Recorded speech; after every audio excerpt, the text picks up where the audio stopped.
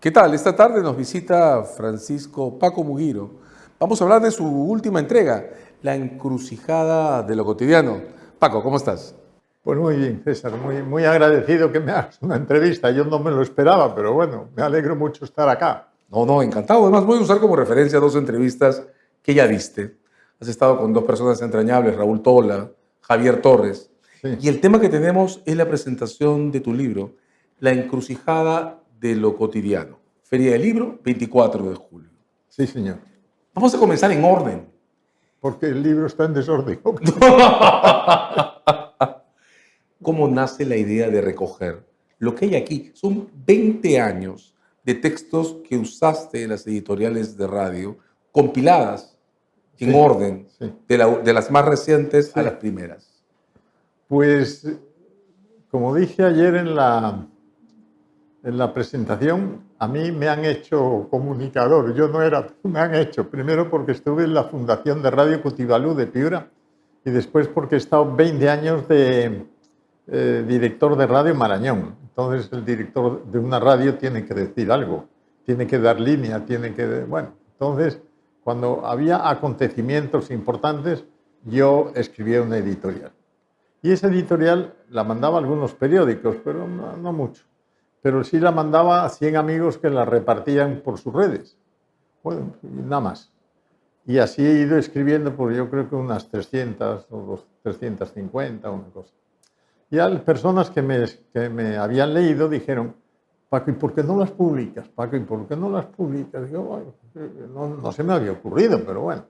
Entonces, algunas personas pues contrataron a un muchacho, a Jorge Ramírez, que me las ordenó por año, todas, y coincidió que ese año yo había dejado ya el trabajo de Radio Marañón, me iba a España, coincidió que me encerraron, la pandemia me encerró 3 meses en un sitio donde me cogió, que me cogió en una casa de espiritualidad de los jesuitas en Manresa, en Barcelona, en Cataluña. Y entonces en esos 3 meses pues me dieron tiempo para leerlas, evaluarlas, corregirlas y ya. Mira, siempre que enfrentamos un libro como este, en el que se recogen cosas que están escritas y que se respetan en su texto original, pasan por la mente del lector muchas cosas. Lo primero es que está o tiene en las manos una historia de vida. O sea, que hay un testimonio entero de lo que has hecho. Sí, Y- pero lo segundo que me mueve además mucho en los textos que has publicado aquí son estos diferentes planos, porque aquí estás tú, sacerdote jesuita, con mucha actividad pastoral, también social, pero además se lee entre las páginas a tus interlocutores. Tú estás escribiendo y leyendo en radio para alguien. sí. Hay un otro, una otra, un pueblo, personas que te preocupan. ¿Cómo se produce ese ir desde la pastoral, eres sacerdote, insisto en decirlo, a la actividad de la comunicación laica, social? Sí, totalmente, pero la Radio Marañón es una radio, no decimos religiosa, sino una radio evangelizadora que promueve los valores del Evangelio. Entonces, yo me dirigía al público objetivo. El público objetivo podía ser todo, podía ser los campesinos, podía ser la gente de Jaén, podía ser la gente de Lima, podía ser... Bueno, pero era un público objetivo un poco amplio, bastante amplio, pero procuraba que mi lenguaje fuera entendible para todo el mundo. O sea, que no usaba muchas palabras técnicas ni nada, sino que iba directamente para que la gente lo entendiera. Incluso algunas cosas las explicaba ya, para que la gente lo entendiera. Y bueno, pues era... También yo creo que tenían intención, pues, de crear conciencia, de crear opinión pública, y entonces eran un poco como intención educativa, algo así, como decir, bueno, ante esta situación hay que decir algo, no se puede uno quedar callado. Entonces, a veces es un grito que me salía a mí, a veces era una necesidad que tenía de decir algo, y otras veces de aclarar cosas que estaban oscuras y que no me gustaba que pasaran. Por ejemplo, en los distintos gobiernos, tanto de Alan como de Toledo, de cualquiera, que no me gustaba que pasaran. No sé, por ejemplo, Alan García decía siempre y crecemos, y crecemos, y crecemos, pero el crecimiento no es desarrollo. Entonces explicaba qué es crecimiento y qué es desarrollo, ¿se da cuenta? Bueno, entonces esas cosas a mí me provocaban, me provocan también, y cosas que pasan actualmente en el mundo también te provocan. Entonces estas editoriales están hechas de ese estímulo, de ese espíritu. No sé. Y es como una secuencia, ¿no? Aquí encuentra uno tus reflexiones cuando renunció Fujimori, cuando cayó Montesinos, Sí, cuando se le detuvo. Están las Torres Gemelas. sí, por supuesto. Y uno va yendo evento por evento. Bagua creo que es un tema central Sí, al que dedicas varias columnas. sí, porque todos los años, el día 5 de junio, que el 2009 fue el baguazo, para mí hay un año y un después. Y además, la curva del Diablo está a 20 kilómetros de Jaén. Claro. Y nosotros estuvimos presentes, y la Radio Marañón estuvo muy presente en eso, apoyando a los nativos, a los aguajún. Entonces, todos los años le dedicaba una editorial. Porque además, sí, el 5 de junio es el Día del Medio Ambiente. para paradoja. Paradoja, totalmente. Y sigues procesos, ¿no? En el caso del Baguazo, hay escritos tuyos sobre el evento, sobre lo que ocurre después del evento, sobre el proceso judicial que transita Sí. por el evento, y es además un ir y venir sobre ese evento que tiene tanta carga de violencia y de dolor, y sobre tus preocupaciones por el ambiente, que son otro eje que atraviesa el libro. Por el ambiente y por el desencuentro que hubo como país. Porque los nativos recién se estaban integrando al Perú oficial, recién. El año anterior, el 2008, habían estado en el puente Corral Quemado, ya diciendo, oiga, apúrense con la ley. Y estuvo la ley un año, un año, hasta el 5 de junio. Y el 5 de junio, por una treta del APRA, que iba a aprobar la ley, y no esperaron, y empezó el Congreso ese día, la votación empezó en punto. Y no habían llegado los congresistas de Humala, porque el problema era Humala, que era nacionalista y se presentaba como nacionalista. Entonces, no querían darle ese caramelo, el APRA. Y entonces mandaron mandaron la ley a la comisión otra vez. El día 4 y el día 5 fue el este. Pero a mí me pareció que hubo un desencuentro de país, porque los nativos salían al Perú oficial, decían, tenemos DNI, ya, tenemos DNI, somos fulano, y lo reciben así, nunca se lo esperaron. Los nativos decían, ¿por qué nos pegan balas? No somos ecuatorianos. Entonces, a mí me pareció un fracaso total, pero total, como país, y un desentendimiento total de Lima frente a esas. Y lo digo en las editoriales todas. Desde Lima no se entiende. Entendieron Bagua como podían haber entendido Guarmey o Chepén, que eran unos campesinos que salían a pelear por 2 soles para el precio del café. Y no, señor. Eran aguajún, descendientes de los jíbaros, que son la etnia más violenta de la selva, de las más violentas, y que no estaban peleando por 2 soles, estaban peleando por su tierra, por su territorio, que es su vida, la vida de sus comunidades. Y no era cualquier cosa. A mí me habían dicho, los nativos me habían dicho, Santiago Manui, que ya murió, me dijo, Alan García no se da cuenta, nosotros podemos estar desunidos, pero cuando nos tocan el territorio, nos unimos todos. Y es verdad, desde enero estuvieron unidos toda la selva del Perú estuvo unida por eso. Entonces era su territorio, es su vida. ¿No ve que ellos no tienen casa? Su casa. ¿Qué es su casa? Su casa es la selva. Su casa es el territorio. Tienes también una columna dedicada al momento en que se fue Santiago Manuín. Sí, también tengo se fue un dirigente, digo. Sí. ¿Cómo lo recuerdas? Pues yo lo recuerdo como una persona equilibrada, de consejo, con una sabiduría. con sabiduría, de esas personas que tienen maduras, que tienen sabiduría. Y yo no es que hablara mucho, pero cuando venía por Jaén, él me visitaba a mí, o yo cuando iba al Nieva lo visitaba a él. Y era una persona de consejo, era una persona muy válida y muy representativa. Y con mucho, claro, era su pueblo. Dijiste hace un momento, y lo anotas en tus textos, que en la historia reciente hay un antes y un después de Sí. Bagua. ¿Cómo es el después de Bagua? ¿Cuánto crees que nos hemos atascado ahí o cuánto podríamos haberlo superado o empeorado aún? Pues yo creo que él, por lo menos oficialmente, se ha atascado ahí un poco. Porque yo creía que, bueno, estos señores han dicho aquí estamos y aquí somos. Y no somos salvajes, como los han dicho muchas veces, ni personas de segunda, ni nada. Aquí estamos y aquí somos. Y nosotros somos pueblos originarios. Pueblos originarios es que son antes de nosotros, que son antes de Lima, que son antes de los incas, que son antes.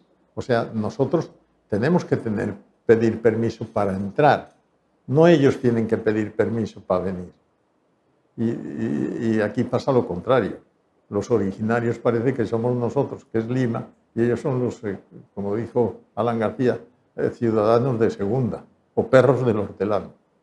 Criticaste mucho el perro del Sí, hortelano. claro, Dijiste, muchísimo. el perro del hortelano entró ladrando. Sí, claro, claro, porque eso es verdad.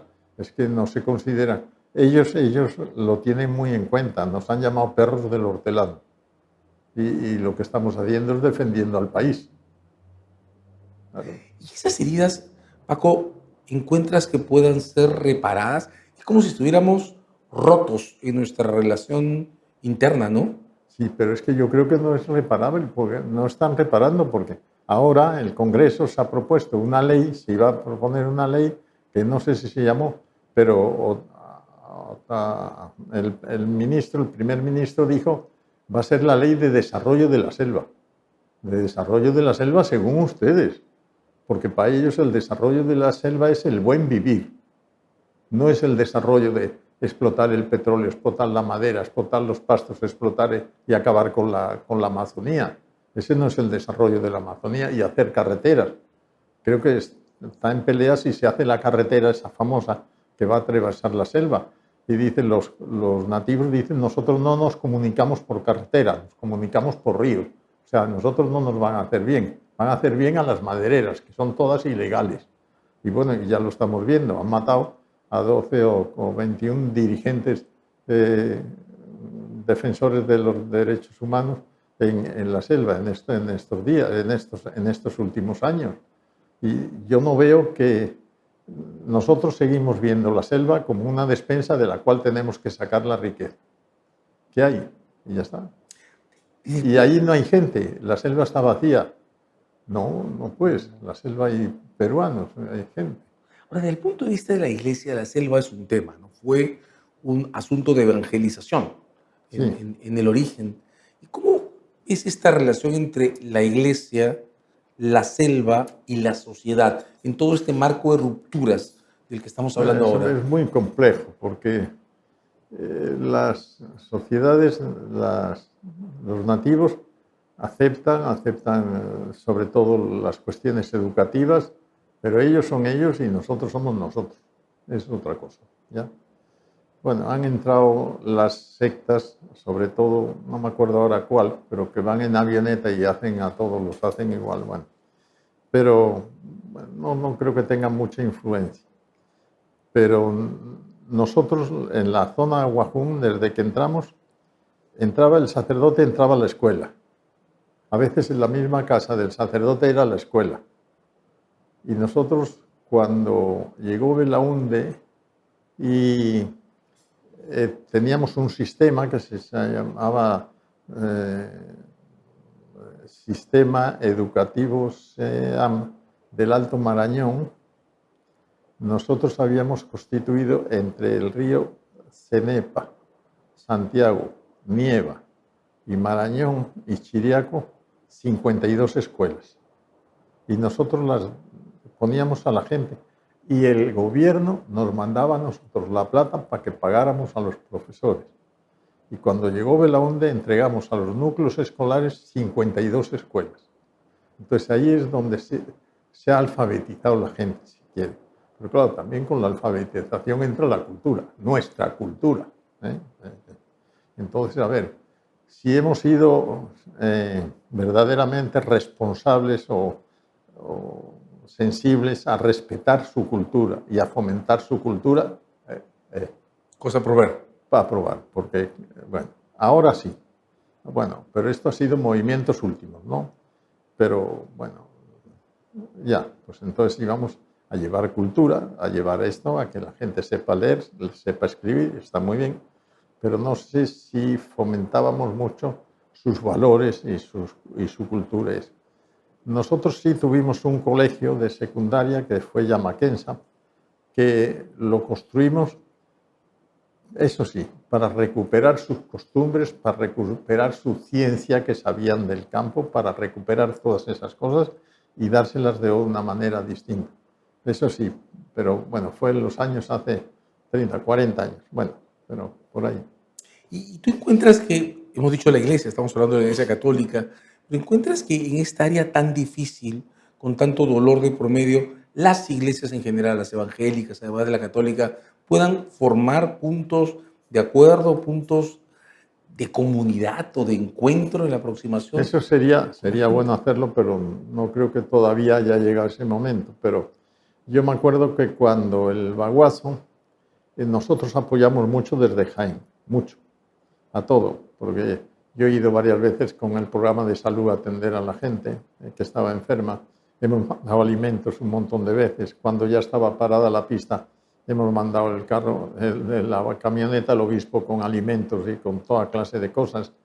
Y yo me acuerdo que creo que son los nazarenos, vinieron a agradecerme a mí porque sus pastores decían, los únicos que nos han apoyado son la Iglesia Católica. Ya, y eso es verdad. Ahí estuvimos con ellos desde el comienzo hasta el final. Pero bueno. Tu libro tiene un título del que hay que hacernos cargo, La encrucijada de lo cotidiano. Sí. ¿Qué tanta dificultad hay en asumir la vida desde lo que ocurre día a día, desde la necesidad de hablar, de comunicarnos y de encontrarnos en las mañanas, al encender el radio o en las calles? Bueno, yo creo que la editorial no era de todos los días. Todos los días se hace un comentario del día que es de 3 minutos ya.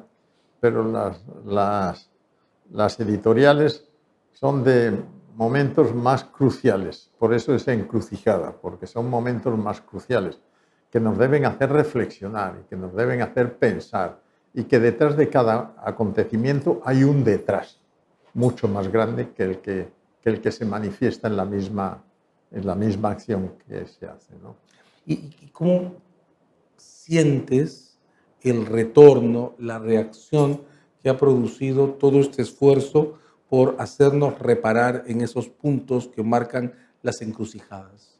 Bueno, a mí algunas personas me han dicho, me ha ayudado mucho tu editorial, qué buena tu editorial.